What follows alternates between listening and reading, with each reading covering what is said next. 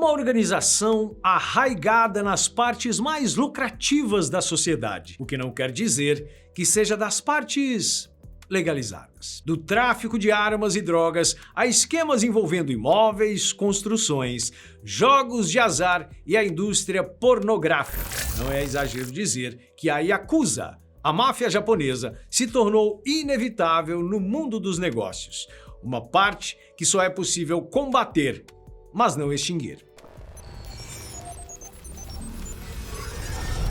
Fundada no século XVII, quando o Japão vivia o período Edo, a Yakuza conta camadas e mais camadas de proteção construídas com o passar dos séculos e que tem até mesmo negócios semi-legítimos envolvidos. Em seus bolsos, a máfia carrega empresas, setores inteiros e se tornou uma parte enraizada na cultura japonesa. Mas quanto você a conhece além dos jogos e filmes? A primeira coisa que você precisa saber é que até o nome da organização tem um significado por trás. Quando separadas, cada sílaba da palavra representa um número diferente. Ya vem de Yatsu, o número 8. Ku representa 9. E Za vem de San, que é o número 3. 893. Essa sequência numérica é tida como a pior que alguém pode tirar em um jogo de cartas típico do Japão, o Oishokabu. Ele funciona com pontuações e o correto é tirar algumas cartas, fazer a soma dos números delas e usar o menor dígito com uma pontuação. Como a soma de 8, 9 e 3 dá 20, o dígito 0 corresponde à pontuação da pessoa que fez a jogada. Por causa disso, Yakuza pode ser entendido como inútil, azar ou até mesmo 100 pontos. E o curioso é que mesmo com a fama de ser uma das maiores organizações mafiosas do mundo, parte da Yakuza está dentro da lei. Por exemplo, a organização conta com um escritório que funciona abertamente para que as pessoas possam ver o que está acontecendo por lá. Existem placas de metal identificando tudo e até uma secretária pronta para atender alguém que passar pela porta.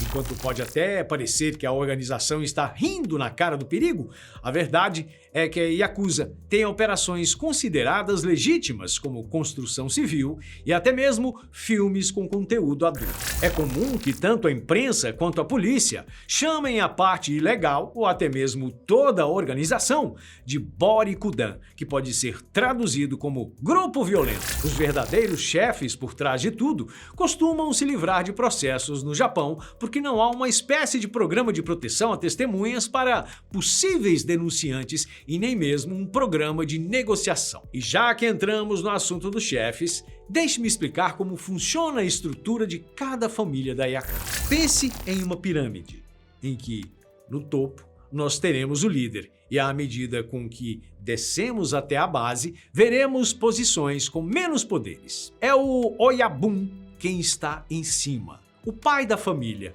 e logo abaixo dele vem o Kobun, que seria uma espécie de filho adotivo que irá obedecer ao pai sob quaisquer circunstâncias. Uma vez que isso acontecer, o Kobun será tratado com privilégios e terá oportunidades de receber favores do líder. Em seguida, praticamente nas mesmas posições, vem o Saikokomon, o administrador do clã, depois o Wakagashira, que seria o gerente, e por fim o Shateigashira, que é uma espécie de segundo gerente. Já em relação às posições mais abaixo na pirâmide, você vai encontrar assessores, contadores, irmãos mais novos e mais velhos. Pode parecer um pouco estranho essas questões de pai e filhos, não é? Mas basta dar uma olhada em como os membros da Yakuza são espalhados para você entender os detalhes. Por exemplo, existem grupos que são considerados famílias, clãs, facções ou até mesmo sindicatos.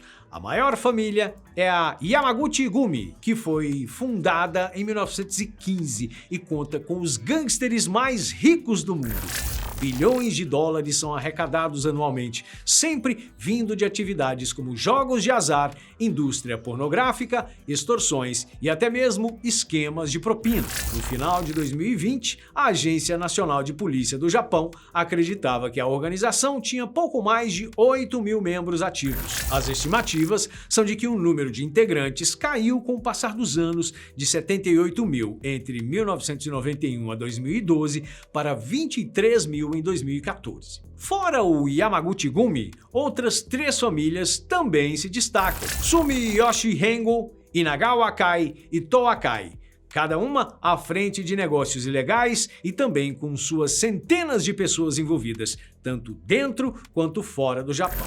Organizados e cientes de que suas atividades não são bem-vindas pelas autoridades, o grupo Yamaguchi-gumi até elaborou uma espécie de prova para seus integrantes. Com 12 páginas no total, o exame foi uma forma de deixá-los a par das duras leis japonesas contra o crime organizado e também apurar se os membros têm consciência de quais atividades são legais e quais são ilegais. Pense comigo agora.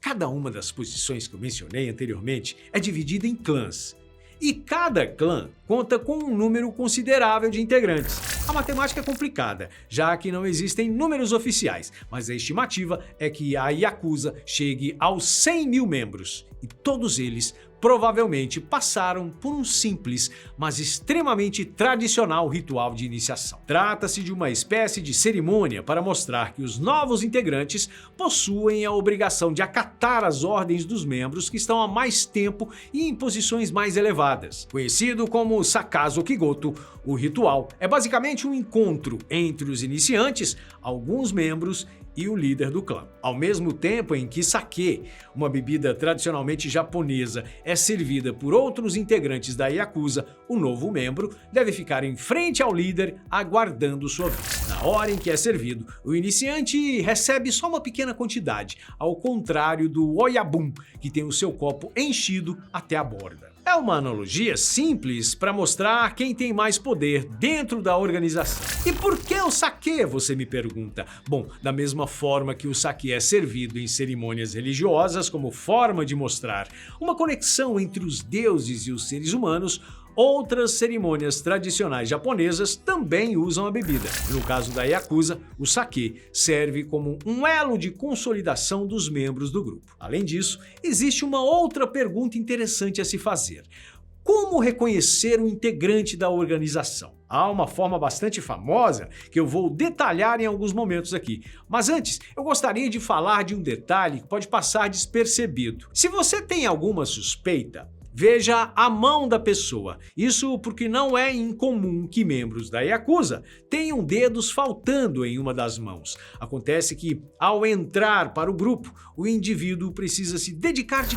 corpo e alma, quase como se fosse um pacto para o restante da vida. E se a lealdade exigida de alguma forma for posta em xeque, seja por um erro ou desobediência, a pessoa deve passar pelo Yubitsumi. Se você me permite tentar adivinhar o que você vai pensar a respeito, eu diria que a palavra extremo vai ser uma das primeiras que vai vir à sua mente. Isso porque basicamente o membro deve arrancar parte dos próprios dedos como forma de pedir desculpas ao Oyabun. Tudo começa com a pessoa em frente a uma mesa e ela deve estender uma toalha branca, colocar a mão esquerda em cima e cortar o próprio dedo bem acima da primeira junta. Logo depois, a parte do dedo decepada deve ser embrulhada com cuidado e então ser entregue ao líder como uma espécie de presente. Ao aceitar o gesto, o Oyabun quer dizer que também aceitou o pedido de desculpas da pessoa. Inclusive, vale lembrar que não é qualquer dedo que deve ser cortado em um primeiro momento. O integrante deve começar pelo mindinho. E caso ele precise, digamos, pedir mais desculpas, ele continua cortando o dedo depois da junta até não sobrar mais o que tirar. Agora, caso a pessoa cometa mais infrações, os cortes passam para o mindinho da mão direita.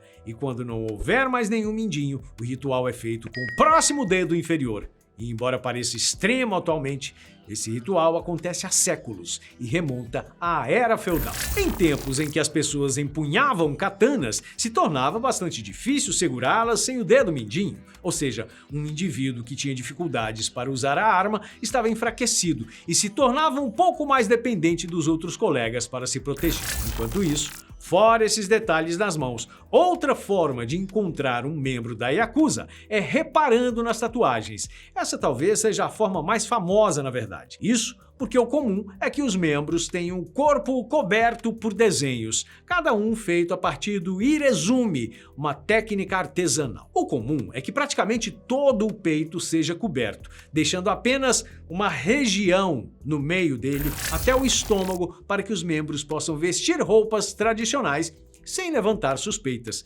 além de prevenir a insuficiência hepática. Por serem feitas com uma técnica diferente da moderna, que é consideravelmente mais dolorosa, os integrantes da Yakuza que passam pelo processo são vistos como pessoas de grande bravura. O irezumi consiste na utilização de uma agulha de bambu bastante afiada, que é inserida na pele várias e várias vezes até que a tatuagem fique pronta. Só que como é um processo complicado e extremamente doloroso, o comum é que demore anos para que os desenhos fiquem prontos. Com o tempo, as tatuagens acabaram sendo associadas como um símbolo da máfia pelo povo japonês, o que fez com que uma série de regras fossem impostas no século XIX e início do século XX. Foi apenas ao final da Segunda Guerra Mundial que elas começaram a ser legalizadas, mas aí já era tarde demais. As tatuagens ganharam a fama de serem marcas de criminosos. Tanto é que certos parques aquáticos e piscinas públicas do país não permitem que pessoas com tatuagens entrem nos lugares. Você já tinha ouvido falar desses detalhes envolvendo a organização? Quer saber mais de outros? Então me diga aqui nos comentários e não se esqueça de deixar o like e se inscrever no canal caso não seja inscrito. Um grande abraço, tchau!